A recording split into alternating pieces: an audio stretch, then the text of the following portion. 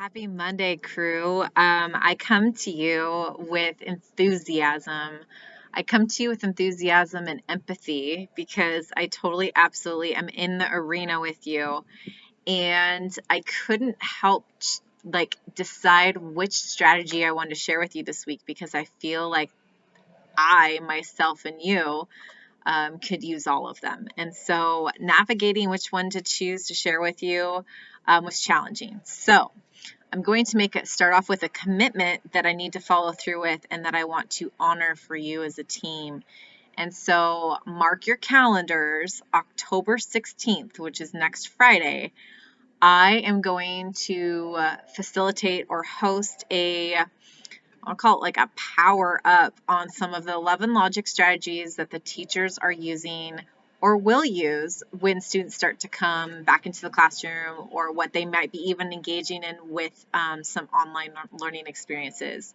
Your teachers have become experts at this, and so I want to also channel some of those strategies back to you. And so October 16th, I want to do a Zoom call in for anybody who's willing or wanting to be a part of just an hour-long overview of some of the 11 logic strategies that are applicable, easy, as I call them, high impact, low prep skill development. Time to still be determined. If you have any suggestions, please let me know, because again, I want to do this for you.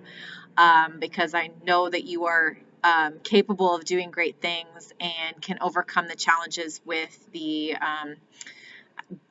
parenting. Parenting is challenging. So let's honor that and come together and strengthen and reflect and build our skills in that. So Friday, October 16th, vote on a time. Let me know. If I hear from someone, they might be the first one to input in making that final decision of when that Zoom call is. And if you can't make the Zoom call, I'm hoping to also record it or provide another time for you to join me on that quick little summary. So Friday, October 16th, first task for the week.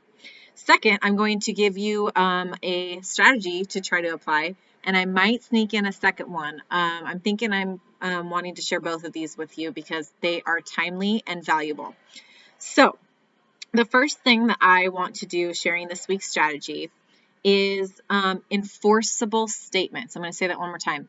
Enforceable statements. And I want you to think about what enforceable sounds to you, because when I first hear enforceable, I think they are going to listen no matter what I say.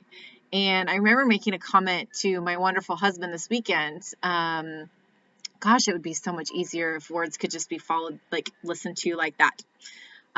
We would not have a challenge when we are navigating life and interactions with other people, let alone our children. So with this, an enforceable statement when it comes to guiding our children, because I truly feel like no time more than now, we have had to be directive. And so to make an enforceable statement something that we listen to, it's very empowering to think about this skill that actually comes again from love and logic. And an enforceable statement is using thinking words, not fighting words. And what I mean by that is actually saying, is making the person that you're giving the directive to or the statement to has to think about what that looks like more than the person's actually giving that directive. So it actually initiates action a little bit more intentionally. So again, being more specific.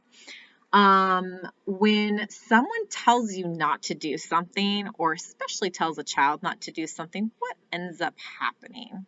A little bit of curiosity or a little bit of a testing on when you tell not to do something. So I'm going to provide a summary sheet for what this looks like, but I'm going to go through a couple things of some replacement statements of what it sounds like to make an enforceable statement. Now, before I go into examples, one tip that I definitely want to make sure of is you're going to communicate what you're going to do.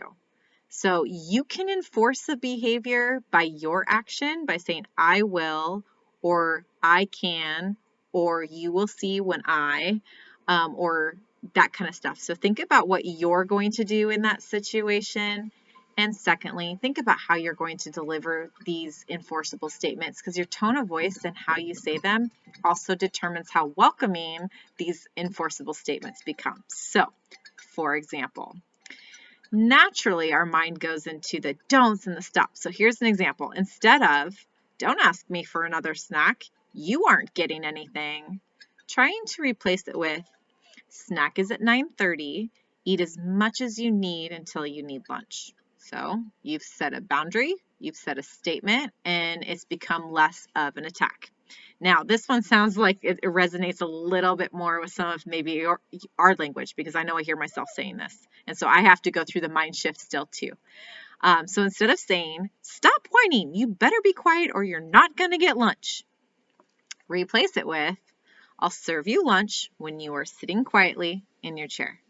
Now, mind you, you're not like, I'll serve you lunch when you're sitting quietly on your chair. Though I know, emotional escalation. This is why we're going through the brain training of how we deliver our enforceable statements. So again, I'll serve you lunch when you are sitting quietly in your chair. That's an example of an enforceable statement. Now, it's of course the commitment of following through with that. So lastly, instead of don't talk to me like that, you better be respectful. I know we've heard ourselves say this before. You replace it with, I'll listen to you as soon as your voice is as calm and as quiet as mine. Now notice how you model the behavior that you're expecting. So again, enforcing it means that you have to actually follow through with what you say. So I'm going to say this again because I think this one resonated with me the most. Don't talk to me like that. You better be respectful. Replace that with, I'll listen to you as soon as your voice is as calm and as quiet as mine. And again, I know that takes brain training because when they're yelling at you and being disrespectful, it's hard to navigate that calm and that quiet. But it helps your energy transmit back to them so their energy will match yours, and together you will be harmonious much sooner than if you shout the whole don't talk to me like that, because they're like, I'm not talking to you like that. So I want to challenge you to try to break that cycle with some of your languages or your language and your interactions this week. So that is your challenge strategy for this week. All right. Thank you for your time, and we'll be checking in on Thursday and how that strategy is going for you.